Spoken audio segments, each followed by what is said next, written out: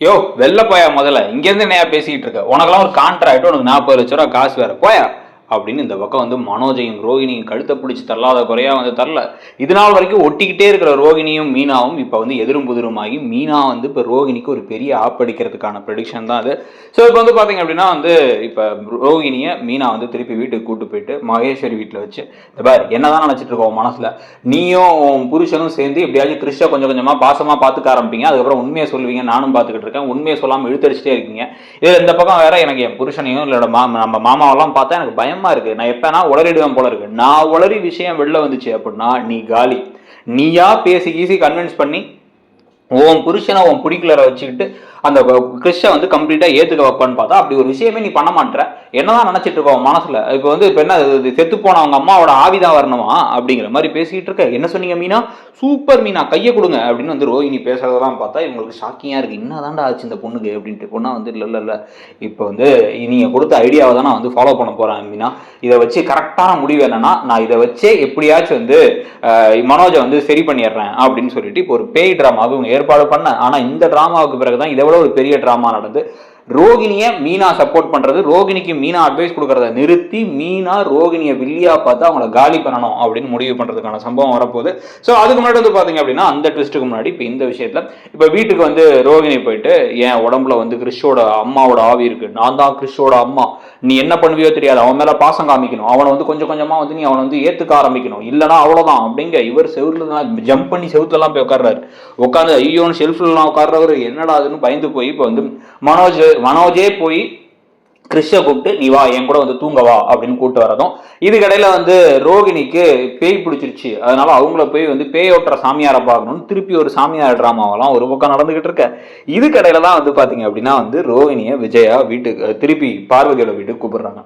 பார்வதி இங்கே என்னடா நடக்குது அப்படின்னு ஒரு மாதிரி ஷாக்காக வந்து பார்க்க வரும்பொழுதே வந்து பார்வதி உனதான் வந்து இந்த மாதிரி நாங்கள் ஏதாச்சும் பேசினா பிடிக்கல, நாங்கள் ரொம்ப கெட்டவங்க அப்படின்னு நினைக்கிறோம்ல, நீ உள்ள ஒரு ரூம்குள்ளார போ, நாங்கள் ஒரு முக்கியமான விஷயத்த பேசணும் அப்படின்ட்டு சிந்தாமணி எல்லாரும் உட்கார வச்சுட்டு இந்த பாரு ரோகிணி, ஏற்கனவே இந்த வீட்டில் இந்த குட்டிச்சாத்தா இருக்கிறது எனக்கு பிடிக்கல, அது மட்டும் இல்லாமல் இப்போல்லாம் மீனா ரொம்ப பேசுகிறான், அன்னைக்குமே வந்து பார்த்து என்ன தது அப்படின்னு சொல்லிட்டு என்கிட்ட குரலை வசதி பேசுகிறான், அன்னைக்கு வீட்டை விட்டு வேற போயிட்டா, போனதுக்கப்புறம் வந்து இவளுக்குலாம் இப்போ வந்து நெஞ்செழுத்தம் ரொம்ப அதிகமாகிடுச்சு, தைரியம் அதிகமாகிடுச்சு.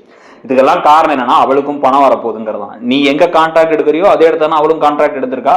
அதுல வேற மாசம் 5 லட்சம் வருஷம் 5 லட்சம் வருங்கிறாங்க. அப்பெல்லாம் அவன் கையில வந்து மாசம் 40,000 வந்துச்சு அப்படின்னா அவன் நம்மள மதிக்கவே மாட்டான். இன்னொரு காரை வாங்கி விடுறது என்ன, தேரை வாங்கி விடுறது என்ன, அதுக்கப்புறம் கார்ல போய் கூட பூ கட்டி கொடுப்பான். இந்த பூ கட்டுறவளுக்கு அப்படிங்கும் போது சிந்தாமணி பாக்குறாங்க, இல்ல உங்களை சொல்ல அவளை சொல்றேன் அப்படின்ட்டு அவளை வந்து விடக்கூடாது. அதனால நீ இப்ப என்ன பண்ற அப்படின்னா, உனக்கு அந்த ஓனர்லாம் நல்லா தெரியும்ல, அவங்க தானே வந்து உனக்கு அந்த கான்ட்ராக்டை கொடுத்தாங்க, அவங்கள்ட்ட போய் பேசி மீனாவுக்கு இந்த கான்ட்ராக்ட் கிடைக்க விடாம பார்த்துக்கணும். அது நம்மளால தான் நடந்துச்சுட்டு இருக்கக்கூடாது. அந்த கான்ட்ராக்ட் சிந்தாமணி கைக்கு வரணும் அப்படின்னு. சிந்தாமணி என்ன ரோகிணி கண்ணு எனக்காக பண்ணிடுவியா அப்படின்னு அவங்க சிரிச்சுட்டே கேட்க, இப்போ ரோகிணிக்கு பயமா இருக்கு. இல்ல அந்த மீனாவுக்கு மட்டும் கான்ட்ராக்ட் கிடைச்சுன்னா ரொம்ப இதாயிடும், நீ ஏற்கனவே இந்த கிறிஸ்து விஷயத்தையும் எனக்கு நேரம் நடந்துக்காம எனக்கு ஏத்த மாதிரி நடந்துக்காம அவனை இருக்கிறதுக்கு நீ ஒரு காரணமா இருக்கு, அந்த குட்டிச்சாத்தான் விஷயத்துல நீ திருப்பி வந்து அவங்களுக்கு சப்போர்ட் பண்ற மாதிரி பேசுற, நான் உன்ட்ட என்ன சொன்னாலும் அப்படிங்கும் போது சிந்தாமணி சந்தேகமா பாக்குறாங்க. ஐயோ நம்ம திடீர்னு நல்லவங்களாயிட்டோம்னு சொல்லி சந்தேகப்பட்டாங்கன்னா எல்லாத்தையும் நோண்டி உள்ள கண்டுபிடிச்சிருவாங்களே அப்படின்னு இப்போ வந்து ரோகிணிக்கு பயம் வருது. அதனால வந்து சரிங்க ஆண்டி நான் எப்படியாச்சும் என்னால் முடிஞ்ச வரைக்கும் ட்ரை பண்ணி இந்த மீனாவுக்கு இந்த கான்ட்ராக்ட் கிடைக்காம இருக்கிறத வழி பார்க்குறேன் அப்படின்னா, ஆமாம் அவளுக்கு வந்து அதுவும் இப்போ கரெக்டாக அடி கிடைக்கணும். அவள் இப்போ என்ன பண்ணுறான்னா அவள் கூட பூ கட்டினவங்க எல்லாம் கூப்பிட்டு வச்சு 275 வீட்டுக்கு பூ கொடுக்கணும், அதனால வந்து நீங்க என்ன பண்ணுங்க அப்படின்னா எனக்கு ஹெல்ப் பண்ணுவாங்க, உங்களுக்கு மாச சம்பளம் கொடுக்குறேன்னு ஒரு 3 பேரை பேசி மற்ற வேலையெல்லாம் விட்டு அவங்க இவளுக்காக உட்கார்ந்துருக்காங்க. எல்லாரும் முன்னாடி அசிங்கப்பட்டு அவ நிக்கணும், அதை நம்ம பார்க்கணும், அதுக்கான ஏற்பாடை நீ பண்ற அப்படின்னு வந்து சொல்ல, இந்த சமயத்தை இதெல்லாம் கேட்டுட்டு இருக்கிற பார்வதிக்கு ரொம்ப மனசு நெருடலா இருக்கு. பார்வதிக்கு வந்து இப்போ என்ன ஆயிடுச்சு அப்படின்னா, நம்ம கதையெல்லாம் சொல்லி நிறைய பேரோட வாழ்க்கையை மாத்திக்கிட்டு இருக்கோம், நல்ல விஷயங்களை சொல்லிக்கிட்டு இருக்கோம், இப்போ நம்ம வீட்டில் வச்சு இப்படி ஒரு மோசமான திட்டத்தை போடுறாங்களே அப்படின்ட்டு மனசு தாங்காம என்ன பண்றாங்க, மீனாவுக்கு கால் பண்ணிடுறாங்க. கால் பண்ணி மீனா இப்போ வீட்டுக்கு தான் வந்து வீட்டில் ஒரு விஷயம் நடந்துச்சு, அந்த ரோகிணியை கூப்பிட்டு வச்சு ரோகிணி கிட்டக்க உன் பூ கட்டுற கான்ட்ராக்டை கெடுத்து விடுறதுக்கான பிளானை வந்து உங்கள் அத்தையும் அந்த சிந்தாமணியும் சேர்த்து போட்டு அந்த ஆர்டரை சிந்தாமணி கிடைக்க வைக்கணும்னு நினைக்கிறாங்க அப்படிங்கிறத சொல்ல, இது அப்படியே மீனா கிட்ட அப்படியே ஷாக் ஆகி அப்படியே வந்து கடுப்போடு இருக்காங்க. கடுப்போடு இருக்கும் பொழுது என்ன ஆகுது அப்படின்னா வந்து இப்போன்னு பார்த்து பார்வதி ஆண்டி கால் பண்ணுறாங்க அப்படின்னு சொல்லிட்டு அந்த காலை வேற ஸ்பீக்கரில் தான் போட்டு காரில் தான் வேற கேட்டு வராங்க. கார்லேயே வச்சு இப்போ முத்துவும் கேட்டுறாரு.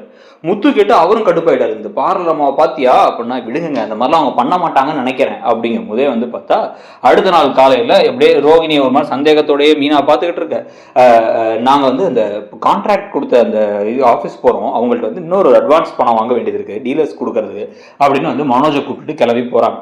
கிளம்பி அங்க போகிறத பார்த்த உடனே வந்து இப்ப முத்து மீனா ஒருத்தருக்கு ஒருத்தர் பாத்துக்கிறாங்க. மீனா அடி பாவி, உன்னை காப்பாத்துறதுக்காக நான் என் வாழ்க்கையே பறி கொடுக்குற மாதிரி என் புருஷனை விட்டு போய் அங்க உட்காந்துருந்தேன், நீ இப்படி பண்றியா அப்படின்ட்டு இவங்களும் வந்து பொறுமையா அவங்க போன அப்புறம் பின்னாடி இவங்களும் கிளம்பி போறாங்க.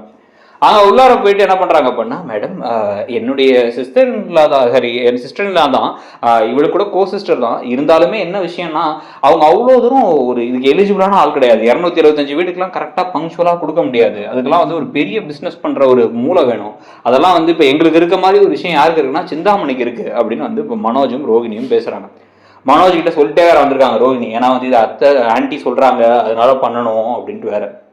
என்னம்மா சொல்ற நீ அப்படின்னு வந்து அவங்க கேட்க, இல்லை நிஜமாவே வந்து மீனாவால் அதை பண்ண முடியாது, அதனால தான் நாங்கள் சொல்கிறோம் இந்த கான்ட்ராக்டை வந்து நீங்கள் அதுக்கு பதிலாக இவங்களுக்கு கொடுத்தா பெட்டராக இருக்கும், பட் சஜஷனாக தான் சொல்கிறோம், ஃபேமிலிக்குள்ளே நான் வந்து ஏதோ குறை சொல்கிறேன்னு நினைக்கக்கூடாது, எனக்கு நீங்கள் இவ்வளோ பெரிய ஆப்பர்ச்சுனிட்டி கொடுத்துருக்கீங்க, உங்களுக்கு ஒரு நல்லதாக ஒரு செய்யணும்ல, அதனால தான் அப்படின்னு பேசிக்கிட்டு இருக்கும் போதே அவங்க எந்திரிச்சு நின்று கை தட்டுறாங்க. கை தட்டி வாவ் வாவ் வாவ், உனக்கு இந்த ஆர்டர் கிடைக்கிறதுக்கு காரணமே மீனா தான். ஒரு செகண்ட் யோசிக்காம என் புருஷனோட அண்ணன் அந்த மாதிரி கடை வச்சிருக்காரு அவர் கொடுங்கன்ட்டு அவளுக்கு கொடுத்த ஆர்டர்ல இருந்து உனக்கு ஒரு ஆர்டரையும் கொடுக்கறதுக்கு ஏற்பாடு பண்ணா, நீ அவளை முதுகுல குத்தி அப்படியே இன்னொருத்தவங்களுக்கு வந்து எல்லாத்தையும் இதை பண்றலாம்னு பார்த்துட்டு இருக்கியா நீ அப்படிங்கிற சொல்லிட்டு வந்து இதை பத்திலாம் வந்து நீ இந்த மாதிரிலாம் பேசுவ அப்படின்னு சொல்லிட்டு ஏற்கனவே வந்து இந்த முத்துவும் மீனாவும் என்கிட்ட வந்து சொல்லிட்டாங்க. இதோ பக்கத்து ரூம்ல தான் வெயிட் பண்ணிட்டு இருக்காங்க, நீ பேசுறதெல்லாம் கேட்டுட்டு இருந்திருப்பாங்க. அவங்களுக்கு வந்து என்ன அப்படின்னா வந்து இந்த சிந்தாமணின்னு ஒருத்தங்க, அதுவும் நீ சொல்லுன்னு கூட சொல்லலாம், அவங்க சிந்தாமணிங்கிறவங்க எங்க ஆர்டரை எடுக்கிறதுக்கான பிளான் பண்றாங்க, இந்த மாதிரி பண்ணுவாங்க அப்படிங்கிறத சொன்னாங்க. சொல்லும் பொழுது நான் சிந்தாமணியை பத்தி விசாரிச்சு வச்சிருந்தேன். அந்த சிந்தாமணிக்கு சப்போர்ட் பண்ணி வந்து நீங்க இப்படி பேசுவீங்க நான் எதிர்பார்க்கவே இல்லை அப்படின்னு கை தட்டிட்டு மேனேஜர் அப்படின்னு கூப்பிட, மேனேஜர் உள்ளார வராங்க. மேனேஜர் கூடவே வந்து பின்னாடி முத்துவும் மீனா வராங்க. வந்து டேய் எப்படா அண்ணா இவ்வளோ கேவலமானா இருப்பியா நீ அப்படின்னு வந்து இந்த பக்கம் ஒரு மனோஜ் பார்த்து முத்து கேட்க, இன்னொரு பக்கம் ரோகிணி அப்படியே சுட்டரிக்கிற மாதிரி பார்க்குறாங்க மீனா. பார்க்கும் பொழுது ரோகிணி அப்படியே திருன்னு முழிக்க, நீ இன்னைக்கு காலி அப்படிங்கிறத அவங்க வாயில வந்து சொல்லாம கண்ணிலேயே சொல்றாங்க. போச்சு எல்லாம் போச்சு அப்படின்னு இப்போ ரோகிணி யோசிச்சுட்டு இருக்காங்க. அந்த மேனேஜர் அந்த கான்ட்ராக்ட் அப்படி கிழிச்சு இப்படி தூக்கி இவங்க மூஞ்சிலே போட்டு, யோ வெள்ளப்பையா, இன்னும் ஒரு வாரத்துக்குள்ள அக்ரிமெண்ட் பண்ணி நீ வந்து எனக்கு அந்த 10 லட்ச ரூபா பணத்தை திருப்பி கொடுக்கணும், அதை செலவு பண்ணிட்டேன்னா பேசக்கூடாது அப்படின்னா, இல்லை நான் ஆஃபீஸ்லாம் போட்டேன் செலவு பண்ணிட்டேன் அதெல்லாம் எனக்கு தேவையில்லை, 10 லட்ச ரூபா பணத்தை கொடுக்குற, இவ்வளோ கேவலமா முதுகுல குத்துற ஆளுங்களாம் எங்க மேனேஜர் வந்து எங்க மேடம் வந்து ஆர்டர் கொடுக்க மாட்டாங்க அப்படின்ட்டு வந்து இவங்களுக்கு பிடிச்சி வெள்ளத்தல்ல போது, மீனா சாரி மீனா ஆண்டி தான் சொன்னாங்க அப்படின்னா, அவங்க சொன்னா உனக்கு எங்க போச்சு அறிவு, அதுவும் எனக்கு எல்லாம் தெரிஞ்சே நீ இப்படி நடந்துக்கிறேன்னா எவ்வளோ கேவலமானவா இருப்பேன், உன்னெல்லாம் நம்பவே கூடாது, வரேன் இன்னைக்கு வீட்டுக்கு வரேன் அப்படின்னு மீனா சொல்றதோட சம்பவம் நடந்துச்சுன்னா இப்போ கரெக்டாக மீனா வீட்டுக்கு போக கொஞ்சம் கொஞ்சமா அட்லீஸ்ட் மீனா இப்போ மிரட்டுறதுக்காக வருவாங்க. இப்போ மீனா என்ன பண்றாங்க அப்படின்னா அவங்க கூட சேர்ந்து ஹெல்ப் பண்ணிட்டு இருக்காங்க. கடைசியில் பிரச்சனைகளை பெருசா மாட்டி இந்த விஷயம்லாம் எல்லாருக்கும் தெரிஞ்சா கூட மீனாவும் சேர்ந்து தான் வீட்டை விட துரத்தப்படுவாங்க போல இருக்கு. ரோகிணி பண்றது ஒரு காரணம் இருக்கு, அவங்க ஒரு வில்லி, அவங்க வந்து அவங்களுக்குன்னு ஒரு நியாயம் வச்சிருக்காங்க. ஆனா மீனா பண்றதா ரொம்ப முட்டாள்தனமா இருக்க மாதிரி தான் தோணுது. அதை மாத்தி அமைக்கிற மாதிரி இந்த ரோகிணி மீனா பாண்டை உடைக்கிற விஷயம் நடக்கும்னு நினைக்கிறீங்களாங்கிறதையும் சொல்லிட்டு அப்படியே பாண்டியன் ஸ்டோர்ஸ்க்கான ஒரு அதிரடியான ப்ரெடிக்ஷன் அடுத்து தங்கமயில் என்ன செய்வாங்கிறதுக்கான ப்ரெடிக்ஷன் இருக்கு, அதையும் பார்த்துட்டு இடம்பெறும் சேனலை மறக்காம சப்ஸ்கிரைப் பண்ணிக்கோங்க. தேங்க்யூ.